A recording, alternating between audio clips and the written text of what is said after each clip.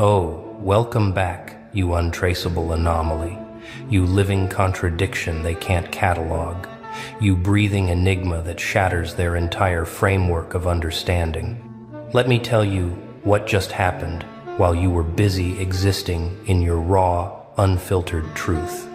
Every single expert they consulted, every authority they trusted, every specialist they paid to decode you, every analyst they sent to break down your pattern, they all came back with the same report.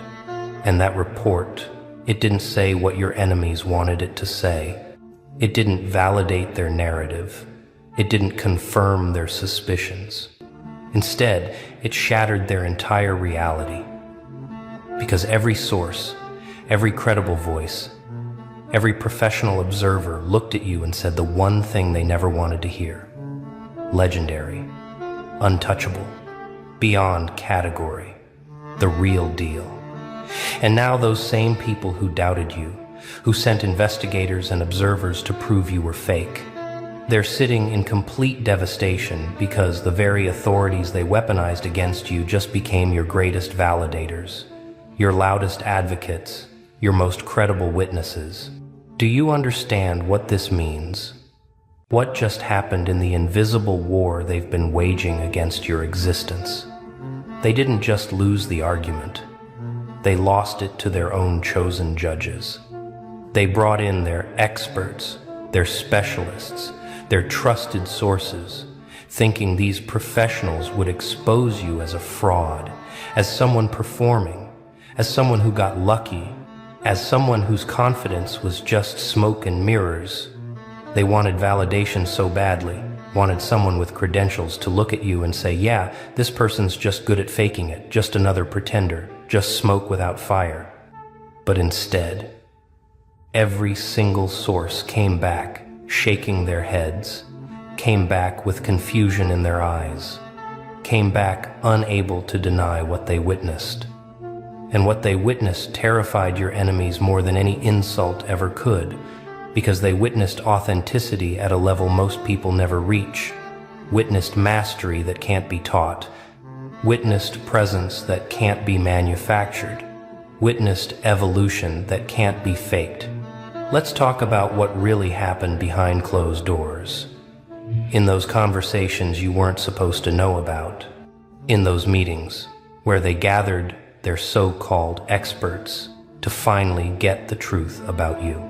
They hired consultants, brought in psychologists, recruited analysts, assembled their dream team of professional observers, all with one mission: break down this person's facade, find the cracks, expose the manipulation, reveal the strategy, prove they're not what they appear to be. They wanted so desperately to hear that you were calculated, rehearsed, performing, that your confidence was compensation, that your silence was strategy, that your growth was luck, that your transformation was temporary. They needed their experts to confirm that you weren't really that impressive, that anyone could do what you did with the right circumstances, that your evolution was explainable, categorizable, reducible to simple psychology. But here's where their plan collapsed into beautiful chaos, because their experts couldn't deliver that narrative even when that's exactly what they were being paid to find. The psychologists came back first, and instead of finding pathology, they found something they couldn't quite name, something that made them pause, made them reconsider their frameworks, made them question their own theories. They expected to find narcissism, but found earned confidence. They looked for manipulation, but found authentic boundaries. They searched for fragility masked by arrogance, but discovered genuine strength built through genuine suffering. They analyzed your silence, expecting to find avoidance, but recognized strategic wisdom. They examined your detachment, expecting to find emotional damage, but witnessed conscious choice. They studied your intensity, expecting to find instability, but encountered focus so pure it made their diagnostic manuals feel inadequate. And when they delivered their assessment, they couldn't hide the truth. This person, they said, has done psychological work most people never touch. This person has integrated trauma in ways we typically only see in our most successful case studies. This person operates from a center we spend careers trying to help clients find. This person isn't performing recovery, they're embodying it. And your enemies, they sat there stunned because they wanted a diagnosis and got a testimony instead. Then came the business analysts, the performance experts, the people who were supposed to explain how you achieved what you achieved, supposed to break down your success into replicable steps, supposed to prove it was all luck or timing or privilege. They dove deep into your trajectory, examined your decisions, analyzed your moves, tracked your growth patterns, studied your strategies.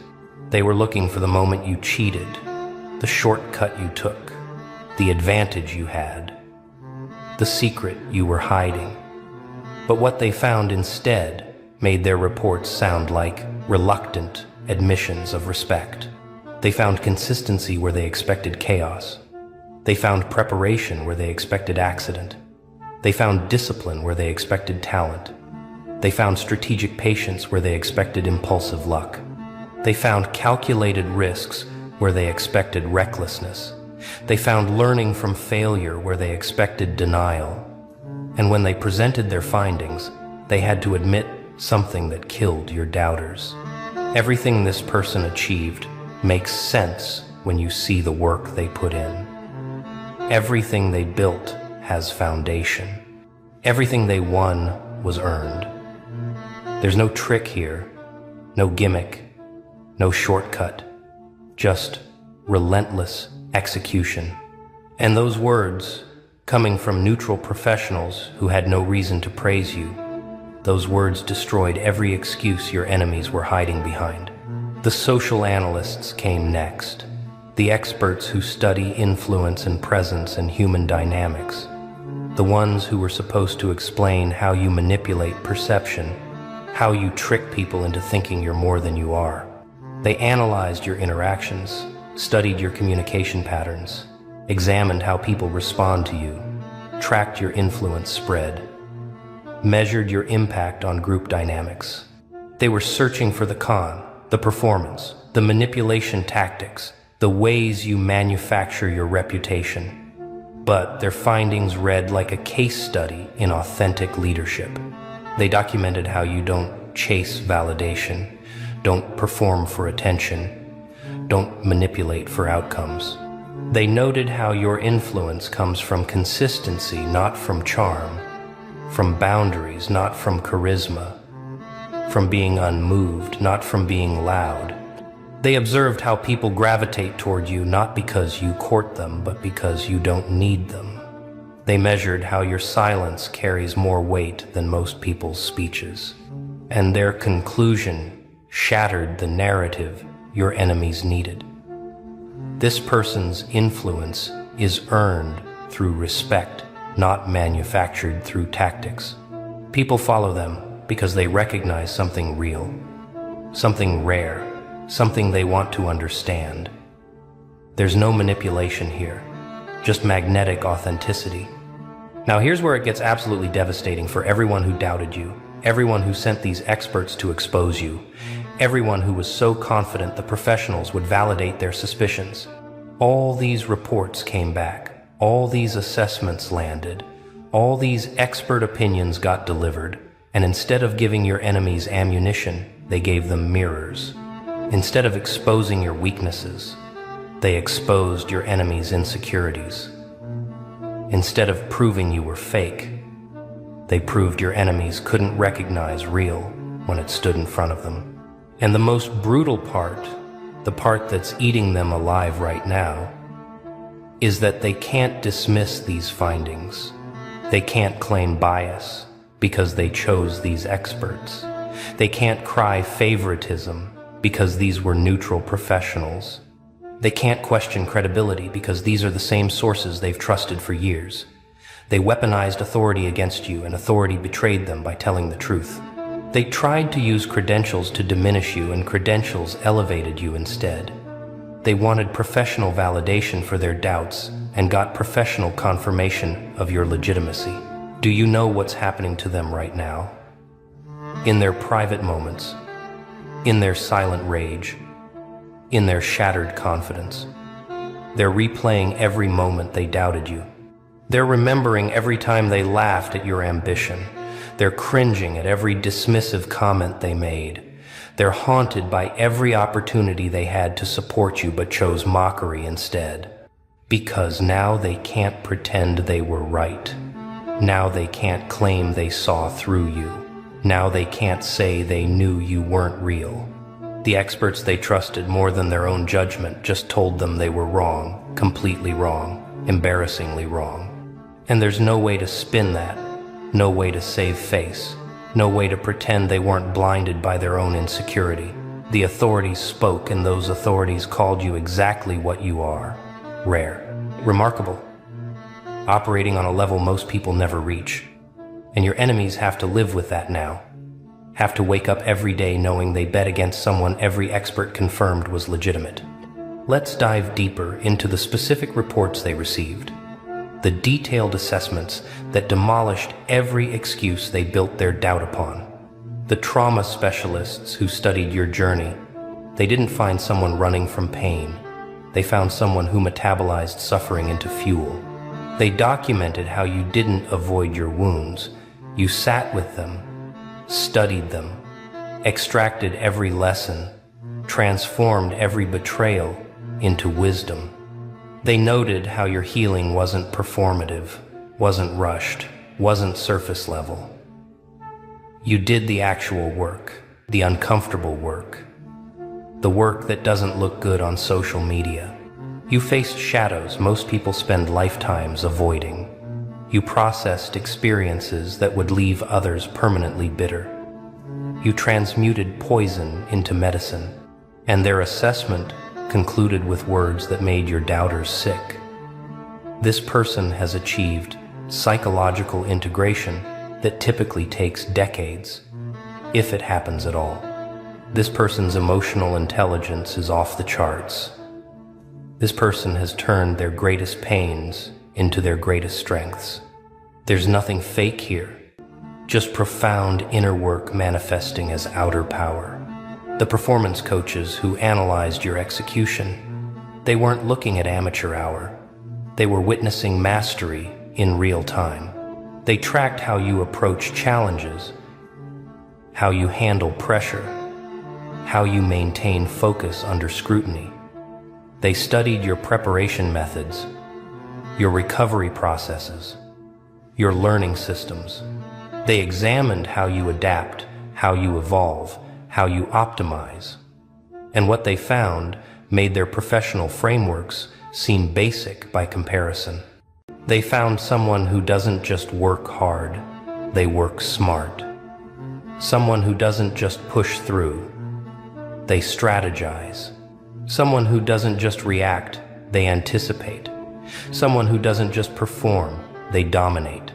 Their reports detailed your discipline, your consistency, your relentless pursuit of excellence, your refusal to settle, your hunger for growth. And they had to conclude what your enemies never wanted to hear. This person operates at a level we typically only see in world-class performers. Their standards are brutal, their execution is precise, their commitment is absolute. They're not pretending to be elite. They are elite. The relationship experts who examined your interpersonal dynamics. They weren't finding manipulation. They were finding boundaries that would make therapy textbooks jealous. They observed how you handle disrespect, how you respond to manipulation, how you protect your energy, how you choose your circle. They studied how you communicate, how you set limits, how you walk away from what doesn't serve you. They analyzed how people change around you, how your presence shifts energy, how your standards force others to level up or filter out. And their findings read like a masterclass in healthy relationships. This person doesn't play games, they establish terms. This person doesn't chase, they attract. This person doesn't tolerate toxicity, They remove it without drama. This person doesn't explain themselves to people who aren't invested in understanding. Their relationship patterns demonstrate someone who knows their worth and refuses to negotiate it. There's no manipulation here, just clear boundaries and zero tolerance for nonsense. Now let's talk about what this means for everyone who doubted you, everyone who whispered behind your back, everyone who secretly hoped you'd fail so they could feel better about their own mediocrity. The sources they trusted just became your character witnesses. The experts they consulted just became your advocates. The authorities they weaponized just became your validators. And they can't undo that. They can't unhear those assessments. They can't unsee those reports. They can't pretend their chosen experts were wrong, because that would mean admitting they can't trust their own judgment about who to trust. They're trapped in a reality where every credible source confirms what they desperately wanted to deny. You're not lucky. You're skilled. You're not fake. You're authentic. You're not performing. You're being. You're not pretending to be different. You are different. And now they have to reconcile their narrative with professional consensus. And that reconciliation is destroying them from the inside. Here's what they're experiencing right now. This exact moment. In their racing minds and sinking stomachs. Cognitive dissonance on a scale they've never felt before. Their ego telling them you can't be that good while experts confirm you are. Their jealousy insisting you're fake while credentials verify you're real. Their need to feel superior colliding with professional assessments of your superiority. Their comfort in dismissing you shattered by authoritative validation of your legitimacy. And the worst part for them, they can't even complain about it without exposing themselves. They can't say the experts are wrong without looking desperate. They can't dismiss professional consensus without revealing their bias. They can't argue with credentials without admitting their own inadequacy. They're stuck swallowing a truth that tastes like poison, that you were always what you claimed to be, always what they feared you were, always what they couldn't become themselves. The communication experts who analyzed your expression, your words, your silence, they weren't finding empty performance. They were finding authenticity so pure, it makes scripted people look robotic. They studied your consistency across contexts, how you speak the same truth in private as in public, how your message doesn't shift based on audience, how your values remain fixed regardless of pressure. They examined your silence, expecting to find avoidance, but discovered strategic wisdom about when words add value versus when they dilute power. They analyzed your responses to criticism, looking for defensiveness, but found someone who processes feedback without losing center. They tracked your communication evolution, expecting to find someone mimicking success, but witnessed genuine voice development. Their conclusion devastated everyone who called you fake. This person's communication style demonstrates rare congruence between internal state and external expression. They're not performing authenticity. They're radiating it. Every word carries weight because it comes from genuine conviction. There's no script here, just truth spoken without apology. The success analysts who broke down your achievements, they weren't finding smoke and mirrors. They were finding architecture. They mapped your growth trajectory, studied your decision patterns, analyzed your risk calculations, examined your failure recovery. They looked for the luck, the shortcuts, the advantages, the hidden help. But what they documented instead was a masterclass in self-made success. They found someone who bet on themselves when nobody else would. Someone who invested in skills while others invested in shortcuts. Someone who built foundations while others built facades. Someone who played long games while others chased quick wins. someone who accumulated knowledge while others accumulated followers, someone who developed capabilities while others developed excuses. Their assessment had to conclude what shattered every dismissive narrative. This person's success is systematic, not accidental. Their growth is strategic, not lucky. Their achievements are earned, not given. They didn't stumble into excellence. They architected it. Let me tell you what's happening in group chats right now, in private conversations, in whispered exchanges between people who doubted you. Panic, confusion, desperate scrambling to salvage narratives that just collapsed. They're reading these expert reports like they're reading their own obituaries. They're seeing their judgments demolished by people whose judgment they supposedly trusted. They're watching their conspiracy theories disintegrate under professional scrutiny. They're experiencing the unique horror of being proven wrong by their own evidence, and they're realizing something that will haunt them forever. They weren't skeptical, they were hating. They weren't being realistic, they were being jealous. They weren't protecting themselves from fraud, they were protecting their ego from facing someone genuinely superior. The experts confirmed what deep down they always knew but refused to admit. You're the real thing.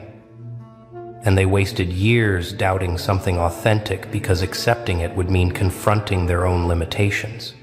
The leadership experts who evaluated your influence patterns, they weren't seeing someone who manipulates followers.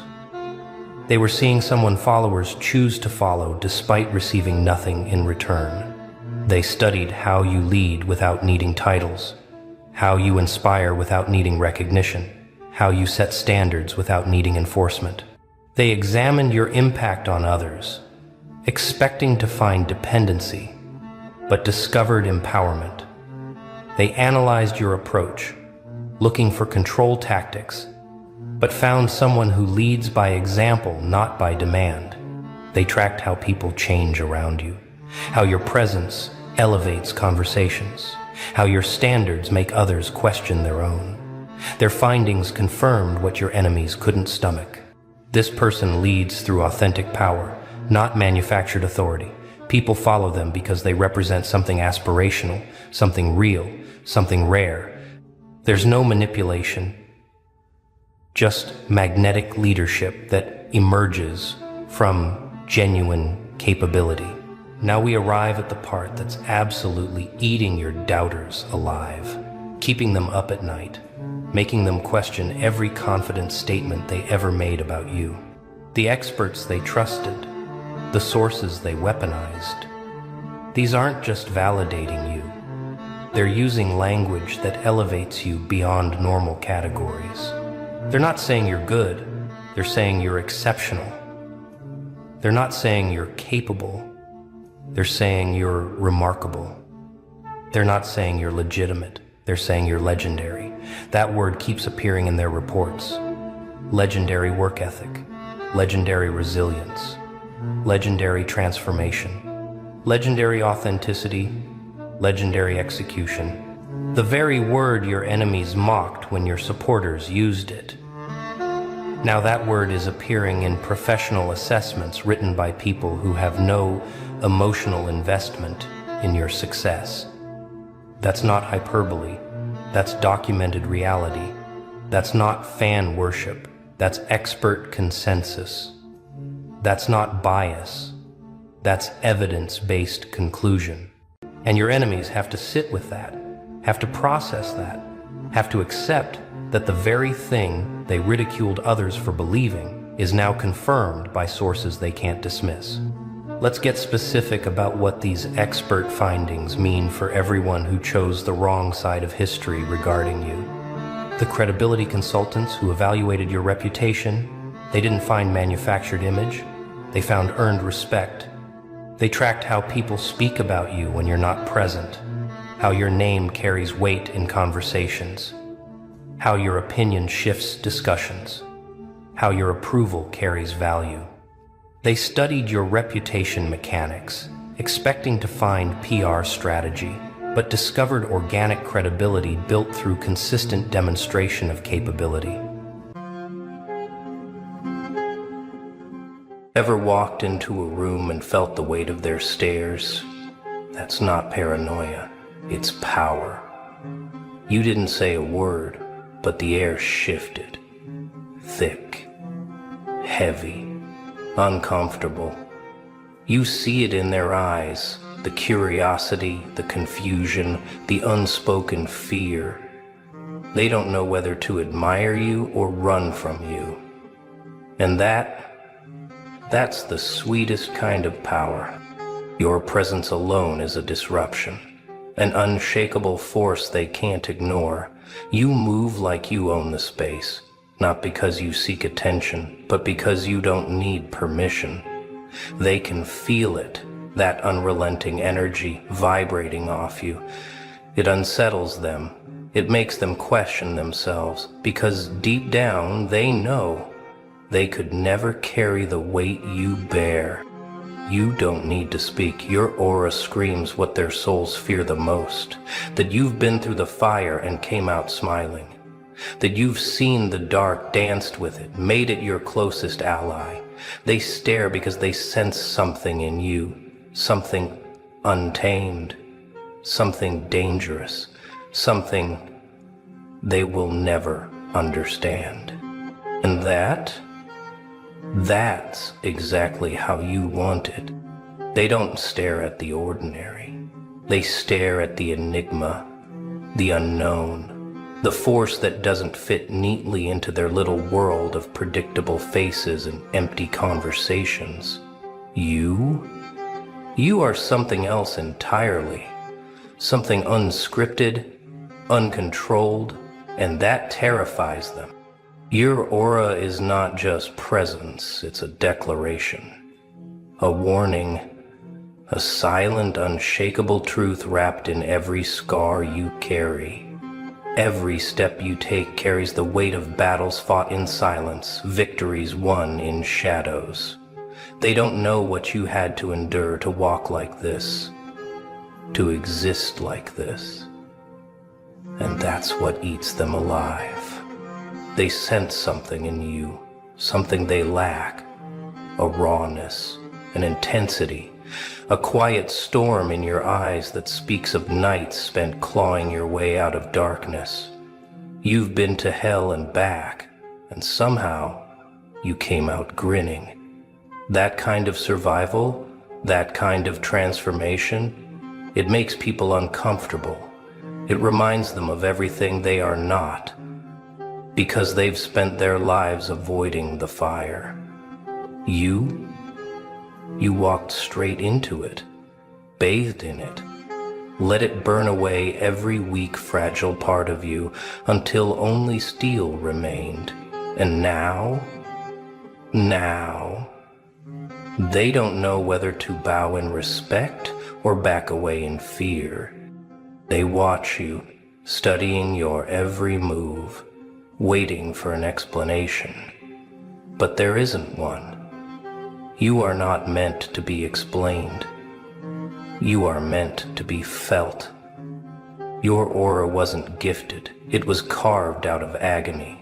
Every scar, every betrayal, every silent war you fought alone, it all left something behind.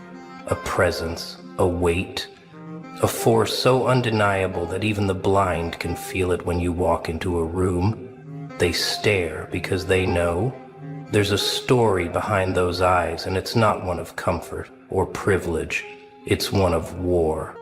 The pain you endured didn't just toughen you, it transformed you. It stripped away the illusions, the weakness, the need for approval. It forced you to become something stronger, something unshakable. They don't see the nights you spent clawing your way out of the abyss. They don't hear the silence you sat in, the kind that either breaks you or builds you into a monster they can't define. They wasted time trying to fit in. You had no choice but to stand apart. While they played dress-up, pretending to be something they're not, you were out there bleeding for every ounce of strength you now carry.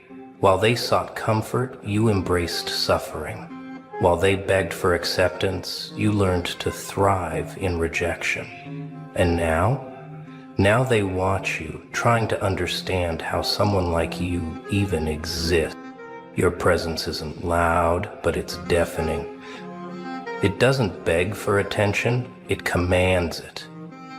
You don't need to prove your worth. They feel it before you even speak.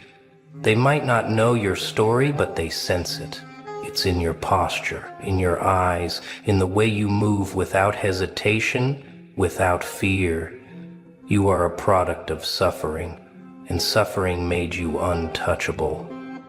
They wonder why you don't crumble, why you don't break like they do. They don't understand. The pain stopped being your enemy a long time ago. You made friends with the fire. You let it shape you, mold you, harden you into something they can't define. And that is why they stare. Because deep down, they know. They would have never survived what made you. The loudest man in the room is usually the weakest. Desperate, screaming for validation. Real power? It doesn't need noise. It doesn't beg for attention. It demands it without a single word. You walk in and the air changes. The weak ones get nervous. The fake ones start performing. And the smart ones, they watch closely. People stare because they feel you before you even speak.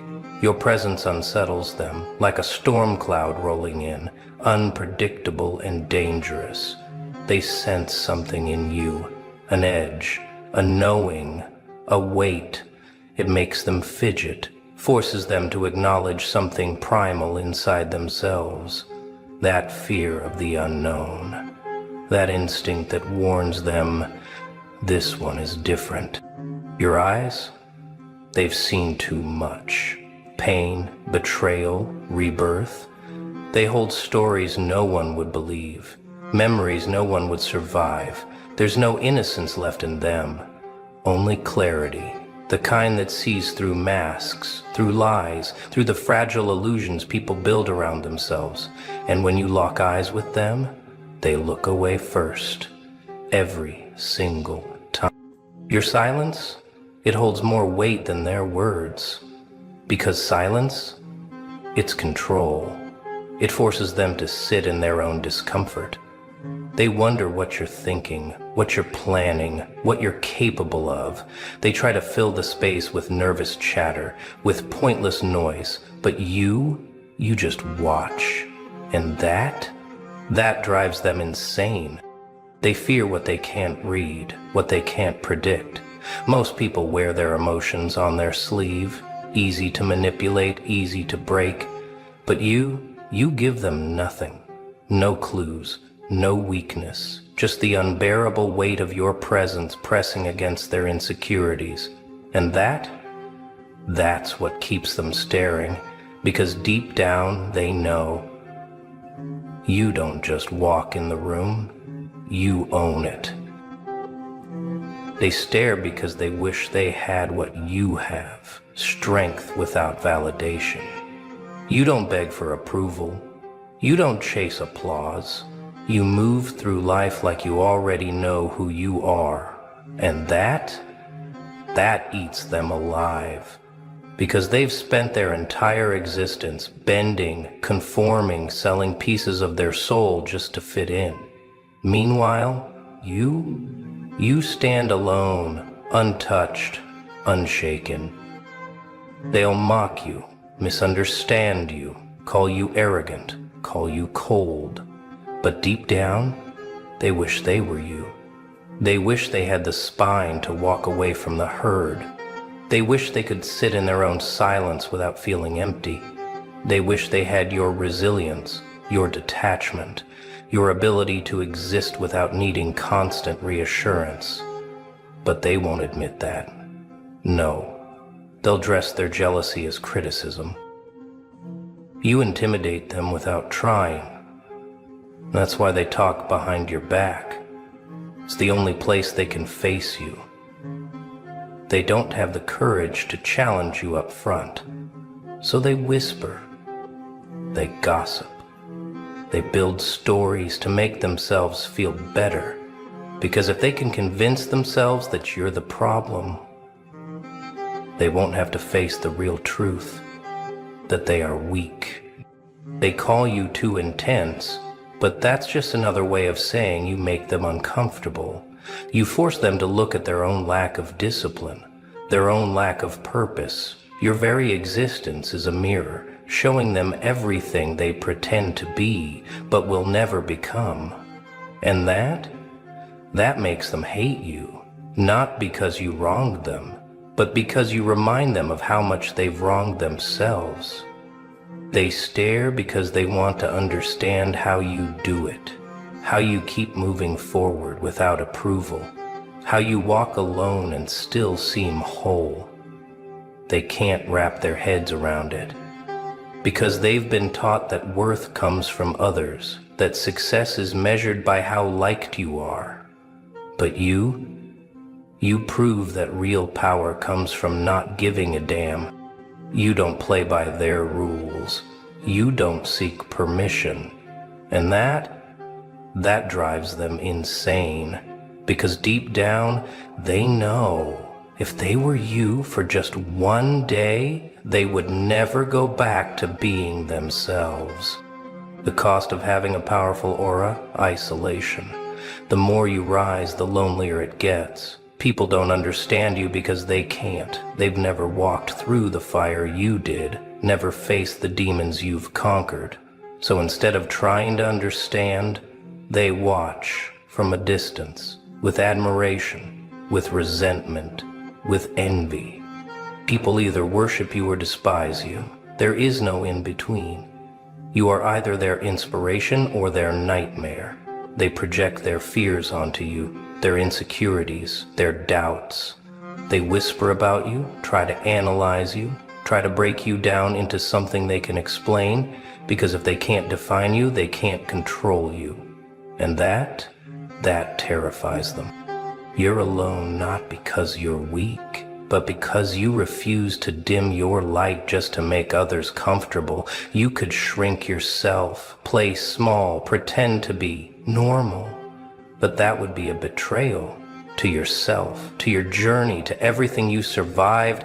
You didn't go through hell just to blend in with the ones who never even touched the flames. You've outgrown them. That's the real reason they don't understand you. While they spent their lives chasing approval, you spent yours building something real. Strength, wisdom, power. And now they can't reach you. You're too far ahead, too untouchable. They stare because they wish they had what you have, but they'll never admit it. Loneliness isn't a punishment, it's a privilege. It means you've risen beyond the crowd, beyond mediocrity, beyond the fragile egos that crumble under pressure. Let them misunderstand you, let them talk, let them watch, but never lower yourself just to make them feel bigger. If the price of greatness is solitude, so be it. You were never meant to fit in. Don't shrink yourself to make them feel safe. Let them drown in their own discomfort. You were never meant to blend in, never meant to make the weak feel secure. Your presence alone unsettles them, and that's not your problem. It's your power. Own the unease you bring. Let them fidget, let them question, let them fear. Your aura is not just energy, it's a weapon, a force, a silent storm that speaks before you even open your mouth. You don't need to shout, threaten, or prove yourself. You just need to exist, and the weight of your presence does the rest. Master that power, and you will walk through life untouchable. Silence is sharper than a blade. Watch them stumble over their own words, trying to figure you out. Let them fill the empty space with nervous chatter, meaningless noise. The second you react, you give them power. But when you just stare, when you hold the silence like a noose, that's when they break. A lion doesn't apologize for scaring the sheep. Neither should you. They weren't built to handle the intensity you carry. They weren't meant to stand beside you. Let them fear you. Let them misunderstand you. Let them talk behind your back. Because that's the only place they're safe. You are the storm they pretend doesn't exist. The shadow they pretend isn't watching. The presence they pretend doesn't shake them to their core. And the best part? You don't have to lift a finger. They do it to themselves. So why soften your edges? Why hold back your power? Let them feel it. Let them choke on it. Let them learn what real dominance looks like. They will test you, not out of curiosity, but out of insecurity. They need to know if the power they sense in you is real, if your silence is a mask or a weapon, if your confidence is an act or a foundation. They'll push, they'll poke, they'll provoke, just to see if they can make you break. They want cracks. They want weakness. Because if they can find even one flaw, one moment where you slip, they'll convince themselves you're no different from them. That you bleed like they do, that you fear like they do. It comforts them to believe that your strength is a lie, that your presence is just luck, but deep down, they know it's not. The secret? Never react how they expect. Keep them guessing. Stay calm when they expect rage. Laugh when they expect you to break. Walk away when they expect you to fight. Confuse them. Make them doubt their own games. When you refuse to play by their rules, you become uncontrollable, and nothing scares them more than a force they can't manipulate. Composure is a weapon, sharper than any insult, deadlier than any punch. They want a reaction? Deny them. They want you to justify yourself? Say nothing. They want to feel bigger by tearing you down? Let them talk. Their words hold no weight. Their opinions hold no value. The more control you have over yourself, the less power they have over you. The strongest man in the room is not the one who fights first. It's the one who doesn't need to. The one who knows he could destroy everything, but doesn't have to prove it. The one whose silence shakes them to their core. So let them provoke. Let them test. Let them stare.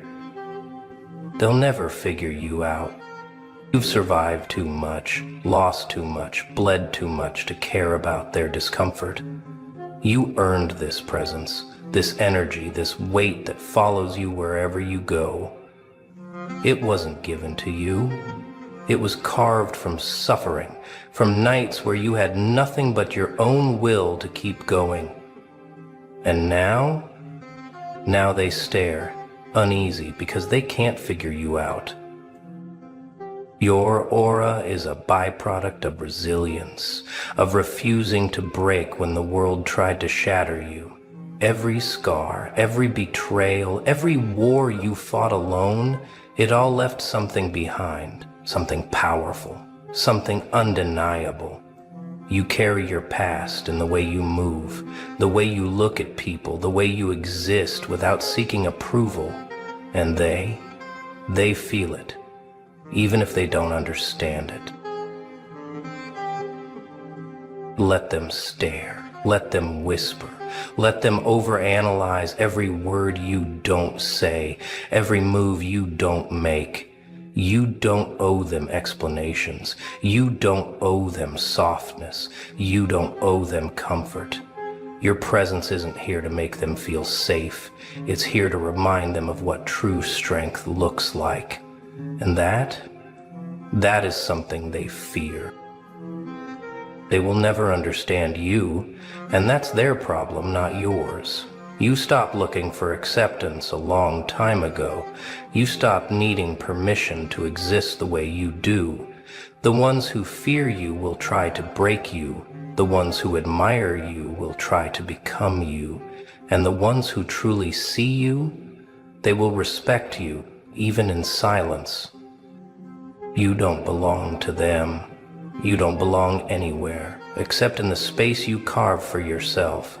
They can love you, hate you, envy you, but they can't ignore you. You are what they could have been if they weren't so afraid of the dark. They'll stare. Good. Let them. Let them watch. Let them whisper. Let them try to figure you out. Their eyes betray them. They want to understand you, but they never will, because you are something they were never meant to be. Something rare, something untamed. Your presence is a message, a silent warning. You are not like them. You never were. You never will be. They live in a world of limits. You don't even recognize the concept. They follow the rules. You bend reality. They seek approval. You command respect. They exist. You conquer. That's the difference. That's why they stare. Never water yourself down for people who can't handle the real you. If your energy makes them uncomfortable, that's their problem, not yours. You weren't made to be small. You weren't made to be acceptable. You were made to be felt, to walk into a room and shift the atmosphere, to exist in a way that forces people to acknowledge you, whether they want to or not. So walk like you own the world, because in your own way you do. Power is not about wealth, status, or fame. It's about presence. And you carry something money can't buy, something earned through chaos, sharpened through pain, and polished by fire. You walk with the weight of 1,000 lessons, and they feel every single one. Let them stare. Let them wonder. Let them break their own minds trying to define you. But never, never shrink to make them comfortable. You weren't made to fit in. You were made to dominate. So step forward, head high, eyes sharp, and let the world adjust to you. Ah, look who finally walked into the room and felt the shift. Yeah, you felt it, didn't you? The way eyes linger a second too long now. The way conversations pause when you enter. The way people who used to interrupt you now wait. They actually wait for you to finish speaking. Welcome back, beautiful anomaly. Welcome to the timeline where respect isn't requested anymore. It's radiated. It's automatic. It's undeniable. And the funniest part? You didn't beg for it. Didn't campaign for it. Didn't post a dissertation about why you deserve it. You just evolved. You stopped explaining yourself to people who were deaf by choice. You stopped shrinking to make insecure souls comfortable. You stopped playing the game entirely, and somehow, that's when you became the one everyone wants to play with. Let me tell you what really happened here. For years, you carried yourself with a certain humility. Not weakness, no, but a softness, a willingness to bend, to accommodate, to give people the benefit of the doubt, even when doubt was the only thing they offered you in return. You smiled when you should have stared. You apologized when you should have walked away. You stayed in rooms that didn't deserve your oxygen, and they misread that kindness as weakness. They mistook your patience for desperation. They thought you needed them, needed their approval, needed their validation like some kind of emotional currency. And maybe for a while, you did. Maybe you played that role because it was easier than confronting the truth that you were surrounded by people who only valued you when you were beneath them. Manageable, controllable, predictable. But then something shifted. Maybe it was a betrayal. Maybe it was exhaustion. Maybe you just woke up one morning and realized you were done performing, done auditioning for a life you already earned, done waiting for permission to be yourself from people who couldn't even define themselves. You stopped texting first. You stopped chasing closure. You stopped explaining your decisions like you owed anyone a script for your evolution. And that silence, oh, that silence, it did something they never expected. It created space. It created mystery. It created a gap so wide that suddenly people started filling it with respect, with curiosity, with a quiet admission that they underestimated you, and now they're scrambling to recalculate your value. Because what you did, what you're still doing, is the rarest power move in existence. You removed yourself from the equation entirely, and the whole system started malfunctioning without you. They thought you needed them. They thought you'd crumble without their attention, their commentary, their little crumbs of acknowledgement. They thought you were building your identity around their perception of you. And when you stopped playing that game, when you just vanished into your own frequency and stopped caring whether they understood you or not, that's when the panic set in. Because now they're watching you from a distance, seeing you thrive in a way that has nothing to do with them, and it's breaking their entire framework. They're forced to confront the reality that you were never the problem. You were never too much, too intense, too complicated. You were just too real for people addicted to pretending. And real, unfiltered, unapologetic realness is terrifying to those who've spent their entire lives performing for an audience that doesn't even exist. So yeah, they respect you now. Not because you demanded it, but because you stopped needing it. Let me paint you a picture of what's happening in their minds right now. You know that person who used to dismiss your ideas in meetings.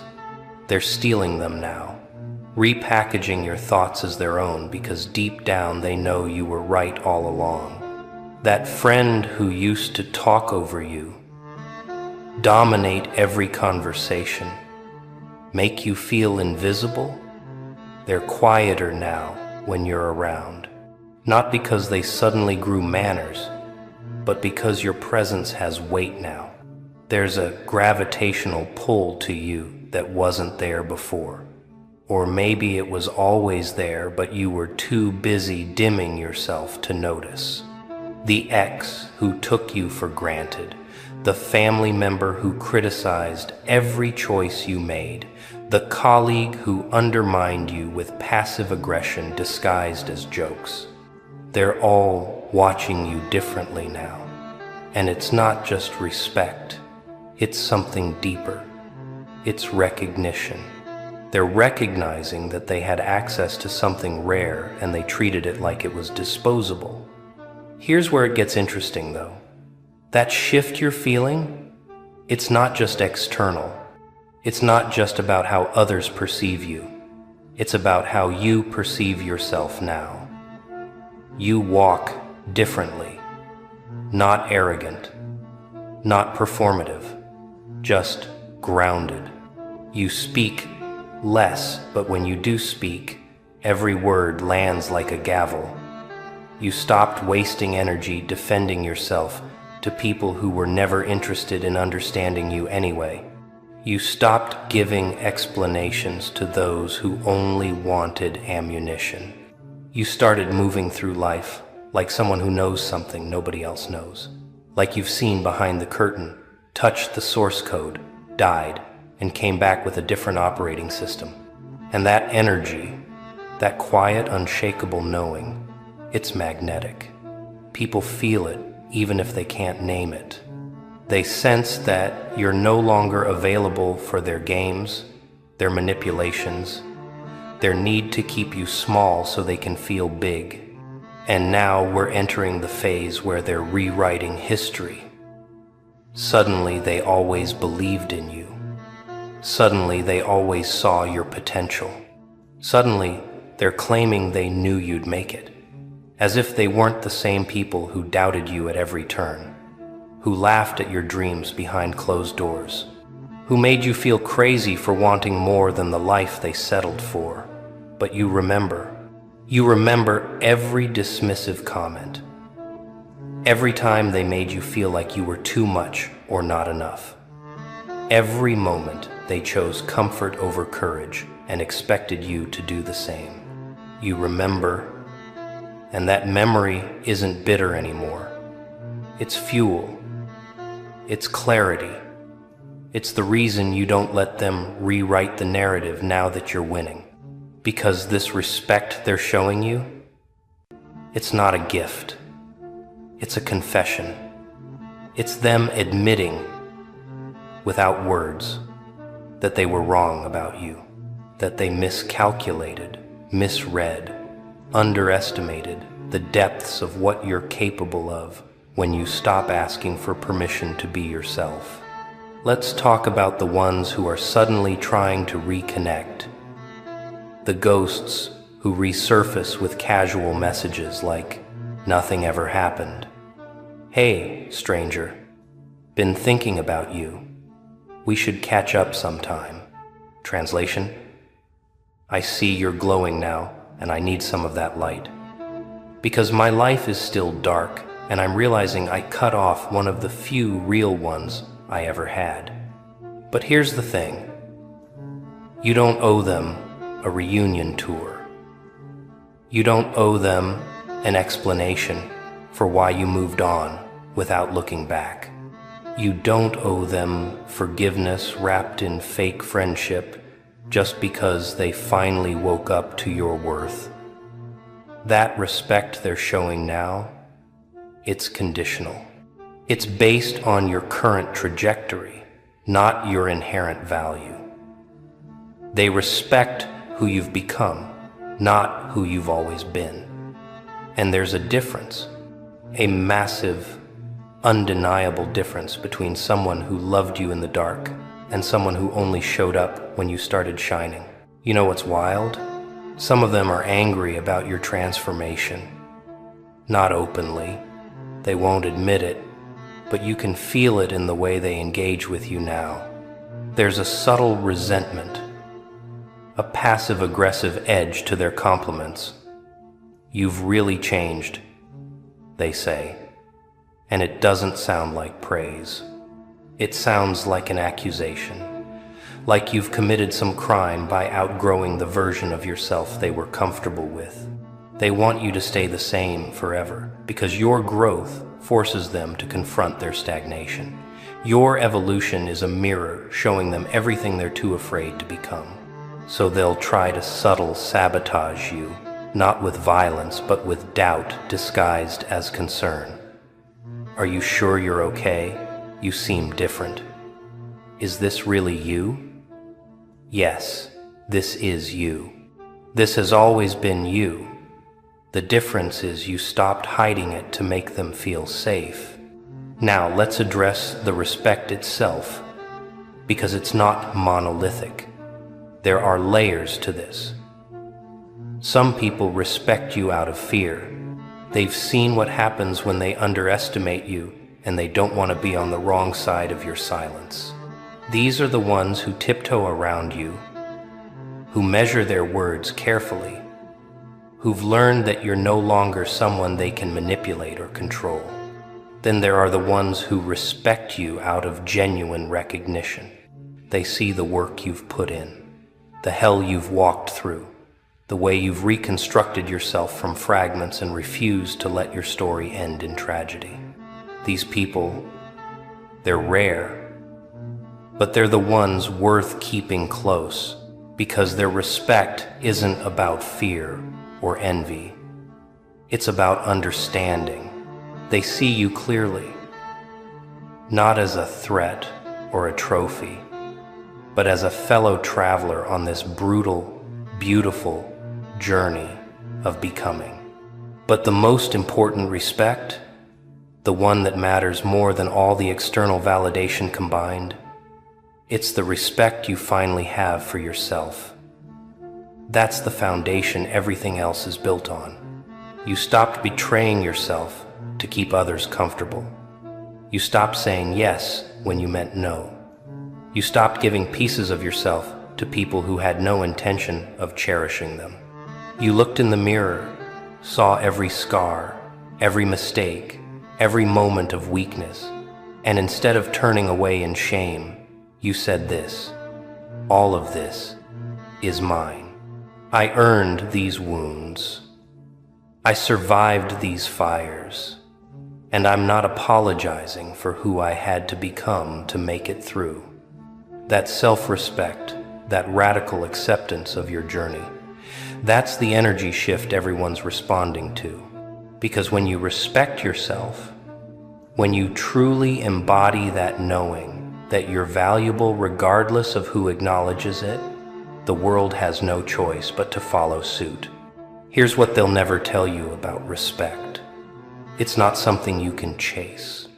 The moment you're actively seeking it, performing for it, modifying yourself to earn it, you've already lost it.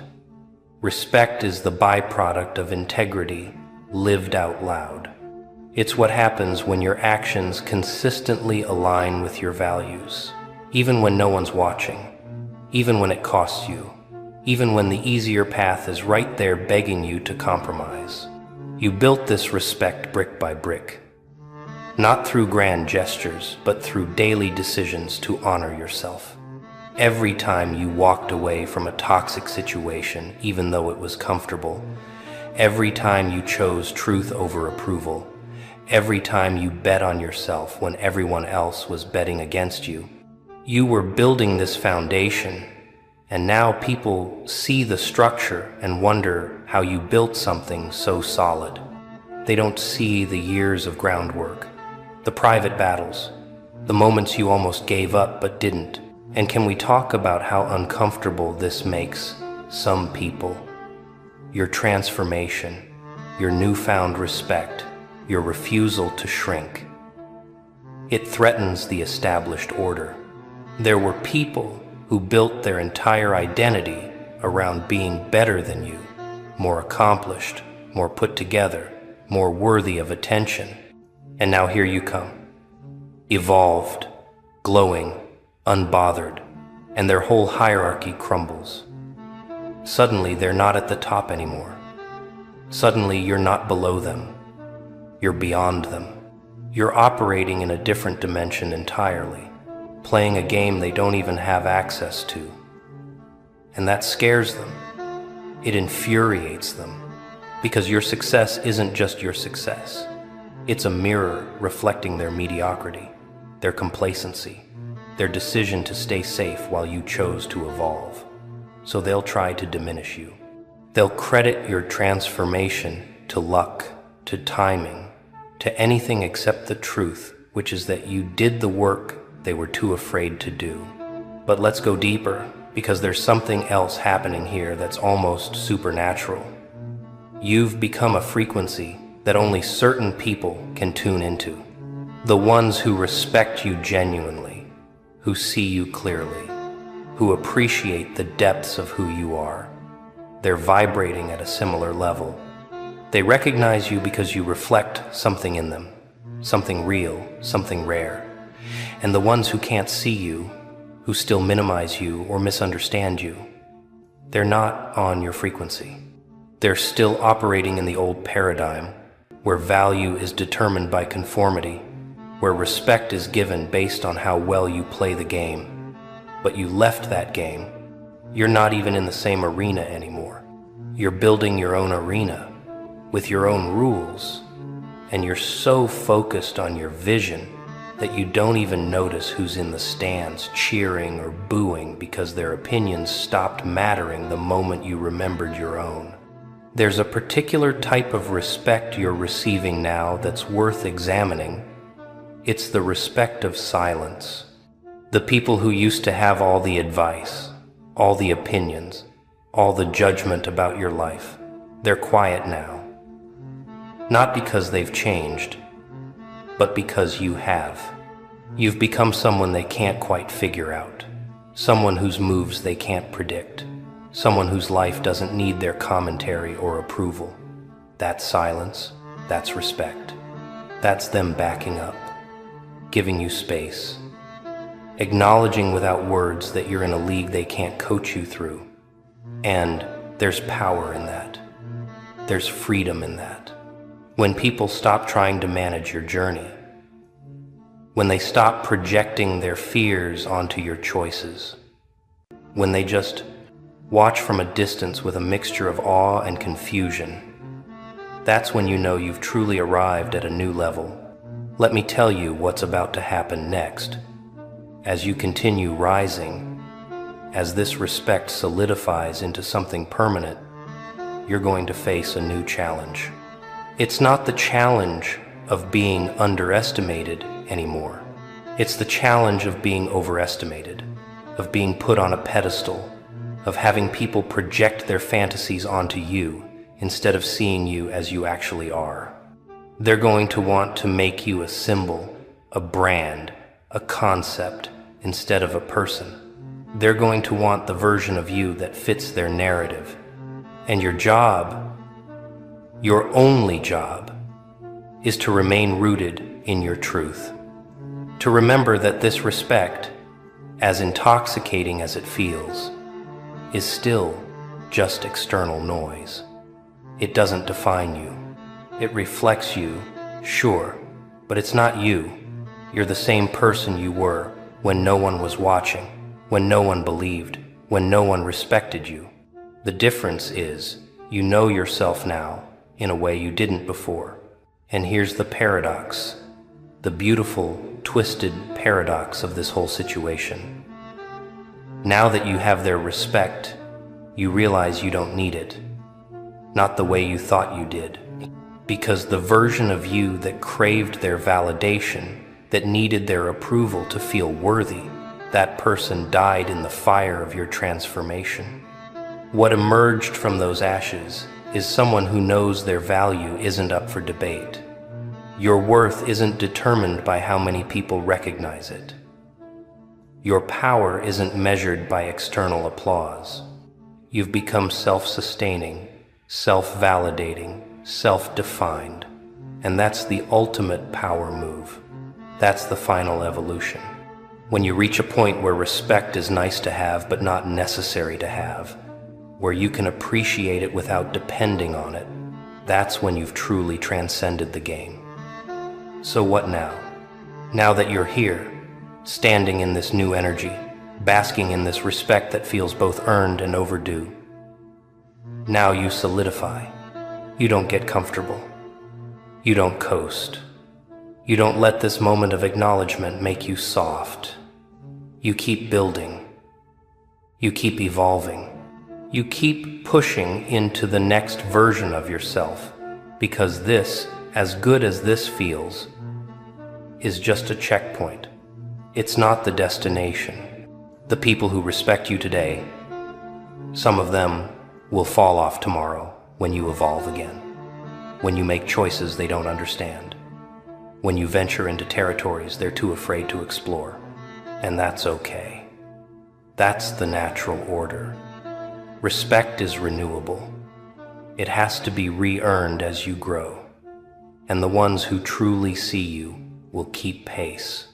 The ones who can't, who get left behind, they were never your people anyway.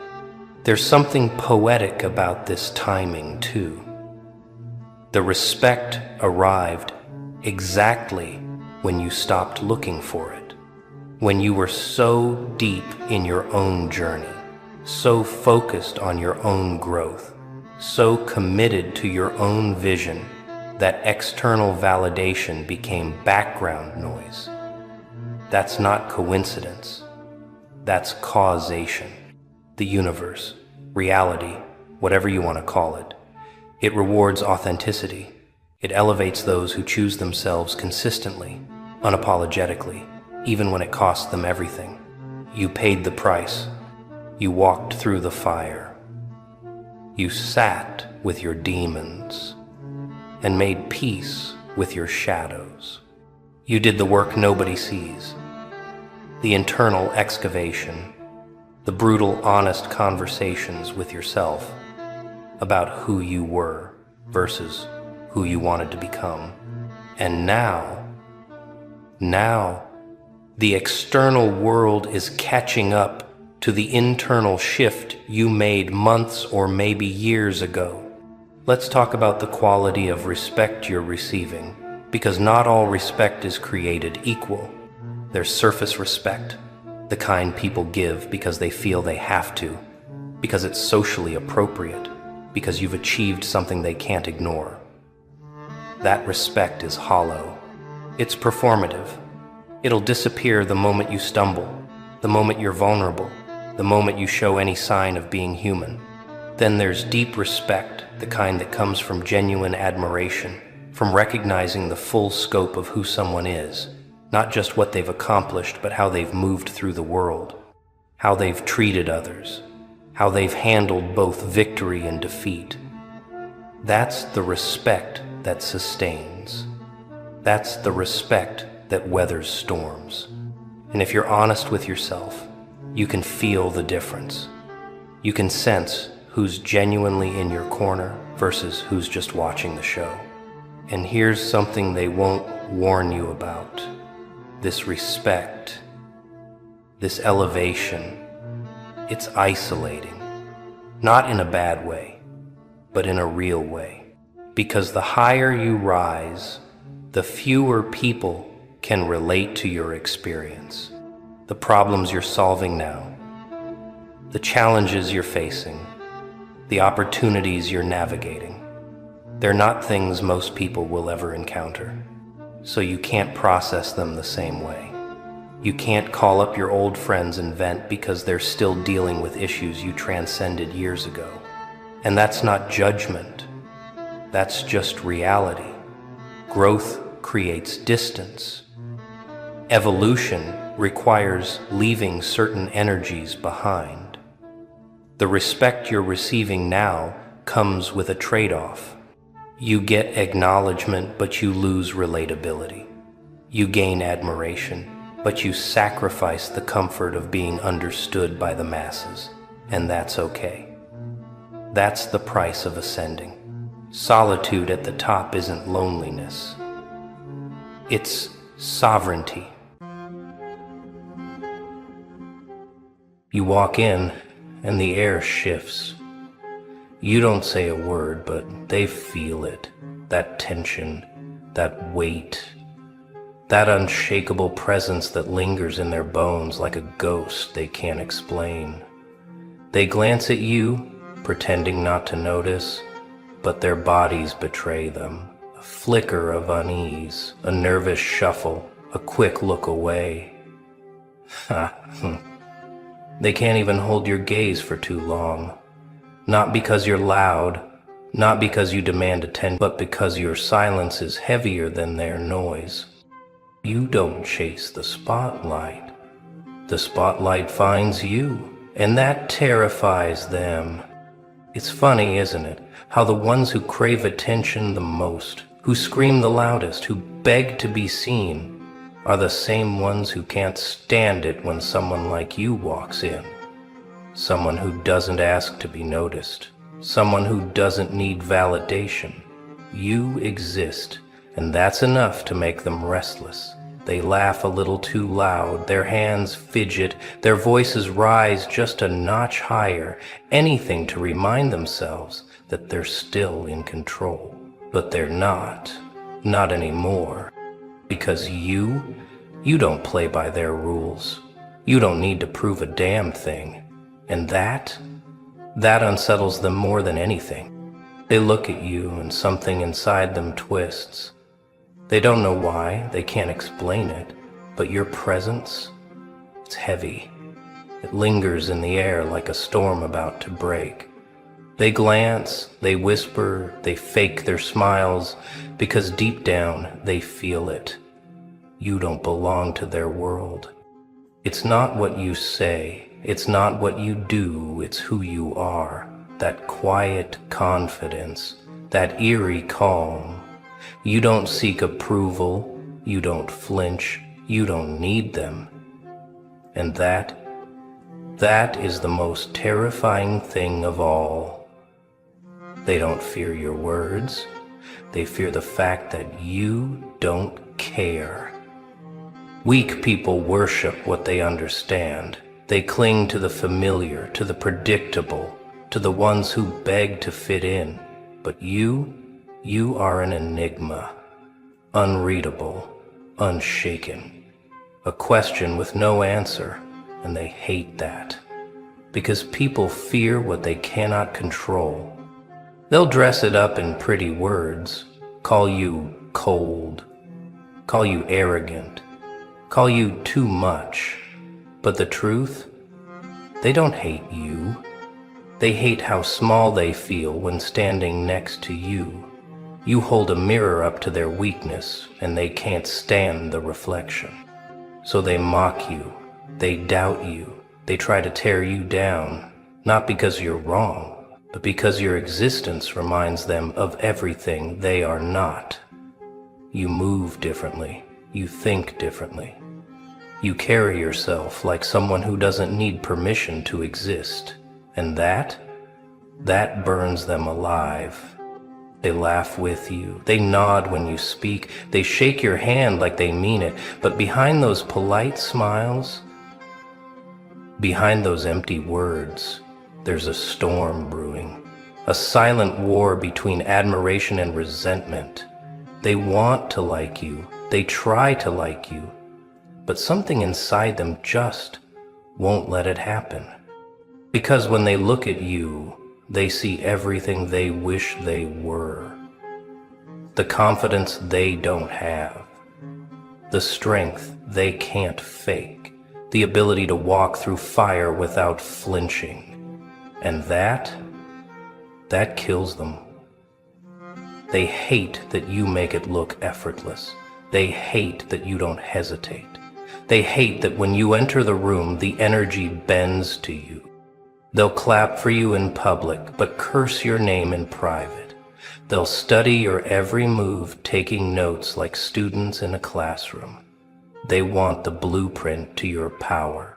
They want to decode your aura.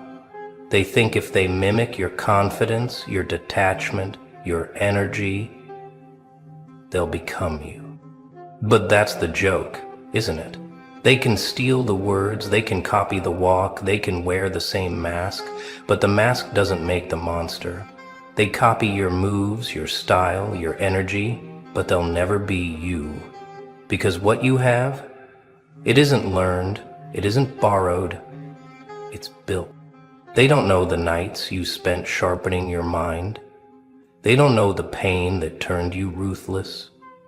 They don't see the scars beneath your grin. They just see the finished product and wish they had the same fire. But fire like yours, it isn't handed out, it's earned. So they'll smile in your face, nod at your success, pretend to cheer you on, but inside they're drowning in envy. Every laugh, every handshake, every fake word of praise, it's just a cover for the storm in their chest. And the funniest part, the harder they try to be like you, the more obvious it becomes that they never will. There's a price for standing apart, a heavy toll for carrying an aura too strong for the weak to bear. You don't follow the crowd. You don't seek validation. You move like a shadow, untamed, unpredictable, uncontrolled. And that makes you dangerous. That makes you a threat. People don't know what to do with someone who doesn't beg to belong. They watch you, study you, admire you in silence. But admiration turns to envy. Envy turns to resentment. And before you know it, the ones who once cheered for you are now waiting for you to fall. You walk alone, not because you want to, but because you have to. The higher you climb, the thinner the air gets. Friends become spectators. Admirers turn into hidden enemies. They were with you when you were small, when you were just one of them. But now, you remind them of their own insignificance. They whisper behind your back, but never to your face. They pretend they don't watch you, but their eyes never leave you. They convince themselves you've changed, that you're different now. But the truth? You didn't change. You just stopped pretending to be small. You don't fit in because you were never meant to. You weren't built for the comfort of the herd, the mindless march of the mediocre. You were made for the storm, for the chaos, for the throne that only the fearless can sit upon. And that throne, it's built for one. So let them talk, let them distance themselves, let them fear what they don't understand. A lone wolf doesn't beg for company. It hunts, it conquers. At first they welcome you with open arms. They smile, they laugh, they act like they get you.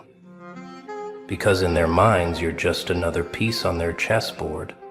Another pawn they can move, another puppet they can pull the strings on. But then something happens. They test you, they poke, they prod, waiting for you to bend, waiting for you to need them. But you don't. You stand your ground. You don't flinch. You don't beg. And that's when the shift happens. That's when the fear sets in. Because people love confidence when it's small, when it's manageable. But when it grows, when it refuses to be controlled, it becomes a threat. The same ones who once praised you will now call you too much, arrogant, intimidating. Not because you've changed, but because they can't control you. They'll try to make you doubt yourself. Try to gaslight you into thinking you're the problem. You should be more humble. You should soften up. You should fit in more. But what they're really saying is, make yourself smaller so I can feel big. And that's where they lose. Because you weren't born to be tamed. You weren't made to be a background character in someone else's story. You weren't made to be understood. You were made to be respected. So let them push you away. Let them talk. Let them label you as difficult, cold, hard to deal with. Because the truth is, their problem was never you. It was the fact that you couldn't be owned. Power is a magnet. It draws people in. Some come closer, desperate to learn your ways, hoping a piece of your strength will rub off on them. Others, they come with fire, with knives behind their backs, with envy bleeding from their eyes. Because power attracts, yes, but it also repels. The strong will recognize you. They'll see what you've built, what you've endured, and they'll nod in silent respect. They don't fear you, they understand you. But the weak, oh, the weak will tremble. They will call you dangerous, unapproachable, a villain, not because you've harmed them, but because your very existence reminds them of their own insignificance. They want what you have, but they don't want to pay the price. They don't want the lonely nights, the sacrifices, the war you fought within yourself to become this version of you. So instead of rising to your level, they'll take the easier route. They'll try to tear you down. They'll spread rumors. They'll twist your words. They'll sit in circles whispering about how you think you're better than them, but deep down, they know the truth. It's not that you think you're better, it's that they know they're weaker. They'll call you arrogant because you don't seek their approval. They'll call you ruthless because you don't play their games. They'll say you've changed, when in reality all you did was stop pretending to be one of them. But here's the kicker. You don't need them. They need you. They need someone to envy, someone to hate, someone to project their failures onto. But they'll never admit it. They'll never say out loud that your presence haunts them, that your energy is too heavy for their fragile egos to carry. So let them talk, let them plot, let them throw their little stones, hoping to crack the armor you built through fire and pain, because at the end of the day, you stand alone. And whether they love you or hate you, one thing is certain, they can't ignore you. Success is a mirror. It doesn't just show people who you are, it shows them who they are. And for some, that's a sight too ugly to bear. They don't see your discipline, your sacrifices, your late nights and early mornings. No. All they see is what they don't have. Admiration and jealousy, two sides of the same coin. At first they'll clap for you. They'll act supportive, act proud, but deep inside, every step you take forward is a reminder of their own stagnation, and the closer you get to the top, the more they'll resent you for it. They'll whisper in dark corners, hoping their words will plant doubt in your mind. They'll smile in your face, but pray for your downfall behind closed doors. Because watching you rise forces them to confront the truth they've been running from. They never had the courage to do what you did. So what do? They try to pull you down. They spread rumors. They twist your success into something ugly. They got lucky. They changed. They don't deserve it. But deep down, they know it's all a lie. You didn't change. You just stopped playing small for their comfort. Jealousy is a disease, and the infected, they'd rather see you fail than cure themselves. They'd rather throw stones from the sidelines than get up and build something of their own. But you don't have time for their games. You're too busy climbing. Let them talk. Let them watch. Let them burn in their own envy. Because every second they waste on you is a second they aren't improving themselves. And while they're stuck in the same place, drowning in their bitterness, you keep rising. And one day they'll look up and realize you're too far ahead, too high to reach, too strong to break. And by then, their words won't matter. Their hate won't matter. Because you'll be standing at the top, untouched. The world will never tell you to be powerful. It will never encourage you to take up space, to stand tall, to own your greatness. No, it will tell you to shrink, to soften your voice, to play small so others can feel big. Because if you stand at your full height, if you unleash your full potential, you remind them just how weak they really are. They disguise it with words like humility and modesty. They say, don't be arrogant. Don't be too loud. Don't make others uncomfortable. But what they really mean is, don't make them feel inferior. Because your presence alone is a mirror, and when you shine too bright, it exposes their darkness.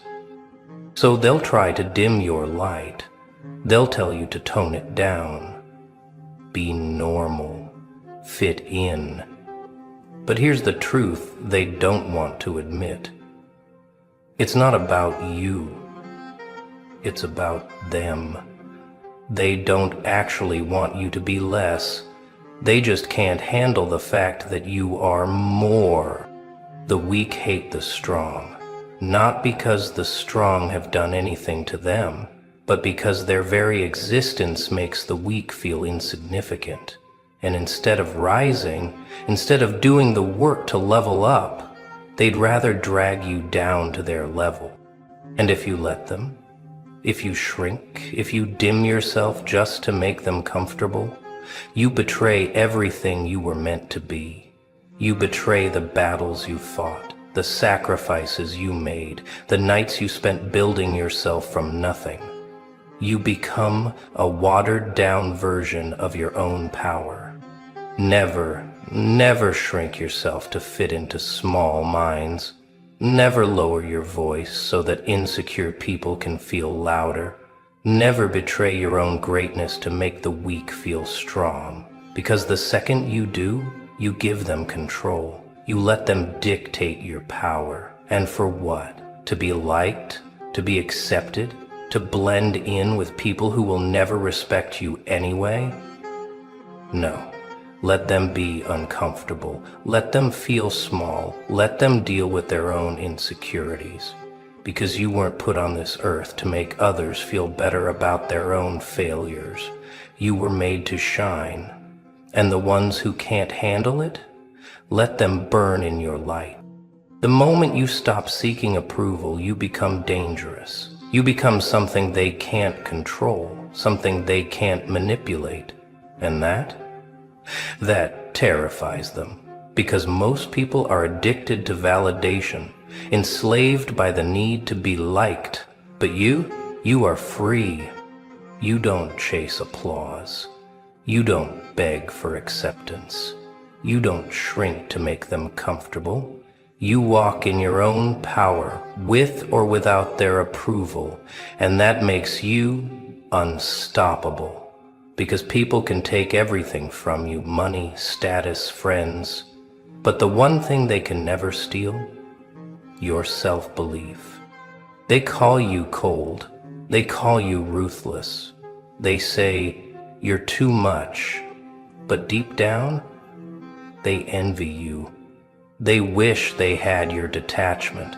They wish they had your resilience. They wish they could walk through fire and come out laughing like you do, but they can't, because they are weak. And you were built for the storm. Own the darkness, it's yours. Every scar, every battle, every moment of pain, it didn't break you, it built you. You didn't just survive the fire, you became it, and now they fear you, because they realize you don't need them, but they need you. A lion doesn't explain itself to sheep. A king doesn't bow for the approval of peasants. And you don't justify your power to those who could never understand it. They can talk, they can hate, they can plot. But in the end, it won't matter, because you will still rise. Respect is not asked for, it is demanded. And when you own your darkness, when you stop apologizing for who you are, the world has no choice but to bow. Your aura isn't just something you have, it's something you are. It's the energy that walks into the room before you do. It's the silence that speaks louder than words. It's the presence that makes their stomachs tighten, their voices shake, their insecurities scream.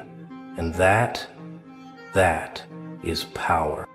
They can't explain it, but they feel it. And that's why they fear you. Because you don't need validation. You don't need approval. You don't need them. While they scramble for attention, while they beg to be noticed, while they try to prove their worth to the world, you just exist, and that alone is enough to shake them to their core. You are not like them. You never were. You don't follow the crowd. You don't bend to expectations. You don't shrink to make others feel safe. You stand tall, unshaken, unapologetic.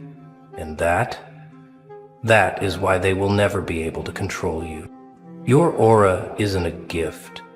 It's a weapon, a force that cuts through the weak, that exposes the fake, that separates the real from the cowards. You don't have to raise your voice. You don't have to prove a damned thing. Your presence alone is enough. And that is what will haunt them. So stop trying to fit in. You were never meant to. Stop apologizing for being too intense, too different, too powerful. You are not here to make them comfortable. You are here to make them feel your presence without saying a single word. Let them whisper, let them doubt, let them watch from the sidelines as you rise. And when they finally realize they can't break you, leave them speechless.